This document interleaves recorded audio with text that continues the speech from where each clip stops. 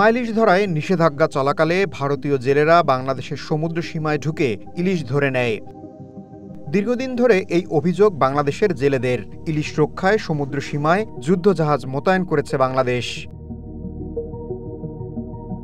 ইলিশের প্রধান প্রজনন মৌসুমে মা ইলিশ সংরক্ষণ অভিযান 2025 শুরু হয়েছে। এই অভিযান চলবে 25শে অক্টোবর পর্যন্ত।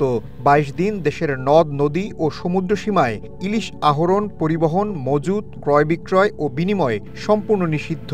দেশের ভেতরের নদীতে ইলিশ ধরা বন্ধে সাঁড়াশি অভিযানও চালাচ্ছে নৌবাহিনী, কোস্টগার্ড সহ বিভিন্ন বাহিনী। চলছে জেল জরিমানাও।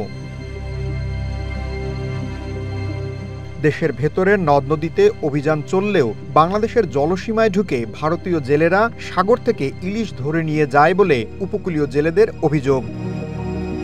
ভারতের বুড়ি তো নিয়ে যায় ধরিয়া, আমাদের তো কমই থাকে, এখন তো আর ফিরান যায় না। হেরা তো ইলিশ ধরে নিয়ে যায় বাংলাদেশ দিয়া।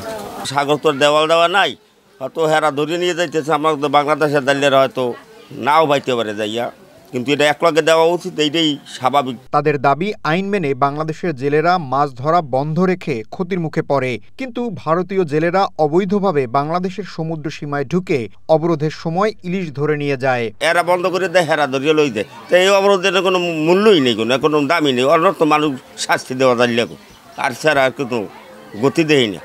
এখন আমরা আছি এই তরে কাম কাজ করি, একদিন করি 5 দিন করি না। আমরা আছি খুব দুঃখের বিষয়, খুব কষ্টের ভিতরে আমরা আছি। এখন আমাদের সরকার তো এই দুর্ভোগে ফেলাই লইছে, এখন আমরা কি করব? আমাদের তো কিছু করণীয় নাই। তবে আইএসপিআর জানায়, নৌবাহিনীর 17টি যুদ্ধজাহাজ দেশের 9টি জেলায় মোতায়েন রয়েছে ইলিশ রক্ষায়। অভিযানের অংশ হিসেবে গভীর সমুদ্রে নজরদারি জোরদার করা হয়েছে। দেশি ও বিদেশি অবৈধ মাছ ধরার ট্রলার প্রতিরোধে যুদ্ধজাহাজ ছাড়াও ব্যবহৃত হচ্ছে আধুনিক মেরিটাইম পেট্রোল এয়ারক্রাফট।